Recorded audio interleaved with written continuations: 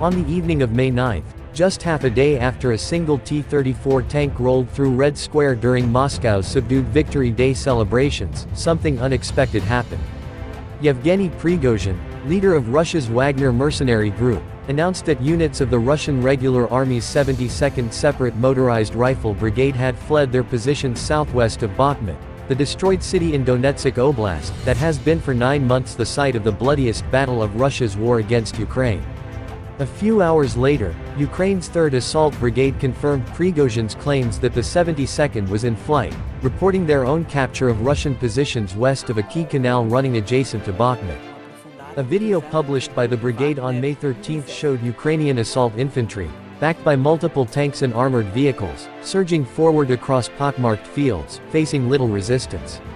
The next few days showed that this Ukrainian advance was not an isolated occurrence.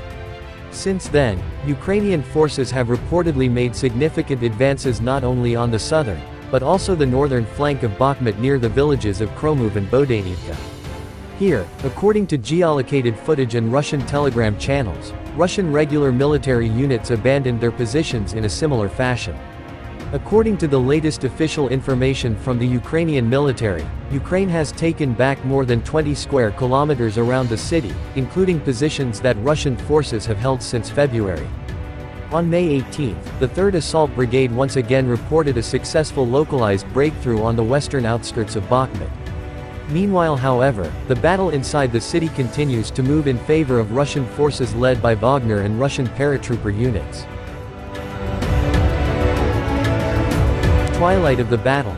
The never-ending battle for Bakhmut can now be understood almost as two separate battles, those on the flanks and that inside the city. Ukraine's counterattacks have pushed Russian forces back from the two main roads of life into Bakhmut, which, in theory, makes Ukraine's famed fortress city easier and safer to reinforce and resupply. Unfortunately for Ukraine, over 5 months since Wagner fighters first entered Bakhmut's urban area, there is barely anything left of the fortress. As of May 18, Russia controls over 95% of Bakhmut, with the latest open-source maps showing Ukrainian forces holding on only to a handful of streets and apartment buildings on the western outskirts of the city. In almost daily updates, Prigozhin has begun to measure Wagner's daily advances in streets and square meters, testifying to the slow progress made by the much-depleted mercenary force.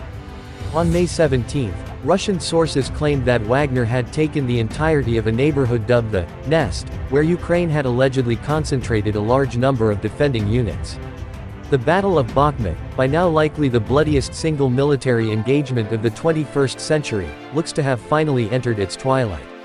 As costly as the defense has been, with Ukraine reportedly suffering high casualties, the initially controversial choice of the Ukrainian command to hold the city for as long as possible seems to have paid off. According to U.S. estimates as of early May, Russia is believed to have suffered at least 100,000 casualties over 5 months since its assault on Bakhmut gained intensity in late autumn. This rough figure amounts to half of Ukraine's own estimates of Russia's total personnel losses since the beginning of the full-scale invasion. Though the roads into the city were for months under constant fire from Russian forces less than a kilometer away in some areas, Ukraine did manage to keep its defense of the city stable, and the fear of a disastrous encirclement proved unfounded. Intense urban fighting where almost every street and building was contested, Ukraine successfully carried out a holding operation that will likely be remembered as one of the most decisive engagements of the war. Wagner's last victory. In a battle like that for Bakhmut, for part of the attacking force to continue its relentless urban assault while, just a few kilometers away, other units chaotically flee their positions is an unusual phenomenon. In this case though, latest developments are likely to be closely connected to the boiling feud between Prigozhin and the Russian Defense Ministry. While reporting Wagner's gains inside Bakhmut, Prigozhin consistently goes out of his way in his daily updates to mention Russian retreats on the flanks, which Wagner handed over to the ministry back in mid-April.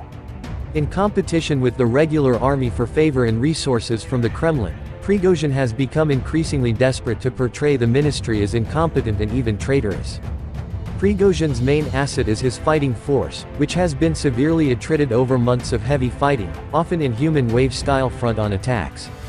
Things came to a head on May 5, when Prigozhin recorded an expletive-laden video blaming Defense Minister Sergei Shoigu and General Staff Head Valery Gerasimov for the death of his fighters due to a lack of munitions supply.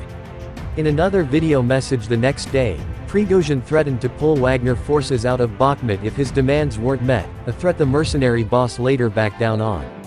Although Wagner seems to finally be on the cusp of victory in Bakhmut, it now seems likely that it could be the end for the group as a force to be reckoned with in Russia's war against Ukraine. Speaking earlier in May to the Kyiv Independent, political scientist and expert on Russian security structures Mark Galeotti said that Wagner in its current state was a shadow of what it once was. No longer able to personally recruit from Russia's prison systems, Prigozhin has ruined relations with the defense ministry, upon which he relies on for ammunition and transport for his troops. With Wagner having served its purpose in taking Bakhmut and Russian forces now shifting to a more defensive posture across the front line, it looks unlikely that the Kremlin will seek to allocate Prigozhin the resources needed to go further, especially as the defense ministry and other elites continue to invest in their own private military companies. Of all the war crimes committed by Russian forces in Ukraine, Wagner's brutal, lawless approach to both war and civilian life has earned the group a notorious reputation for cruelty. The imminent downfall of Wagner is thus good news not only for the Ukrainian war effort, but also for the Ukrainian people. Has the counteroffensive begun? When Ukraine first moved forward around Bakhmut, there was chatter among Russian military bloggers that this was the beginning of Ukraine's much-anticipated counteroffensive.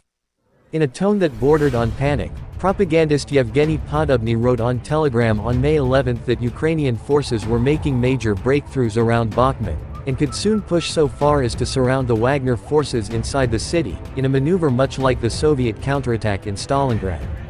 Similar claims about the Ukrainian counteroffensive already starting were also made by Prigozhin himself, eager to draw more attention to the failures of his political rivals. Here, the obvious seeming difference between a counterattack and counteroffensive must be stressed.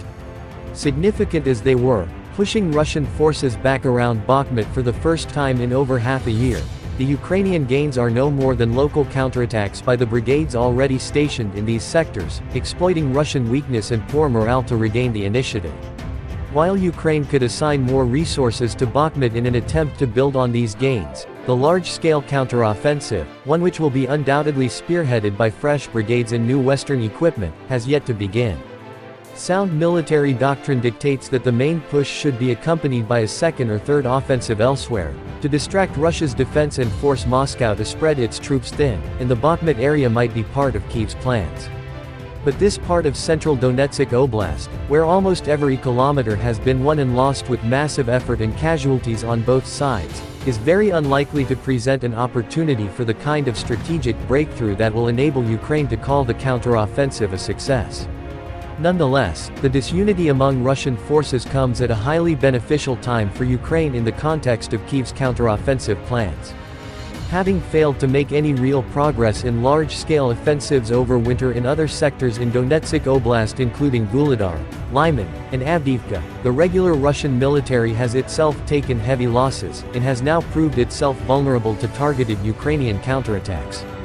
After a grim winter defined by the war's most brutal fighting so far, Ukraine's counterattacks show that the threat of Russia surging onward from Bakhmut towards Sloviansk and Kramatorsk, the key hubs of Ukraine's defense of Donetsk Oblast, has now subsided. Russia's months-long offensive in the region has run out of steam, finally opening the window for Ukraine to take the initiative, at a time and place of its choosing. Russia's months-long offensive in the region has run out of steam, finally opening the window for Ukraine to take the initiative, at a time and place of its choosing.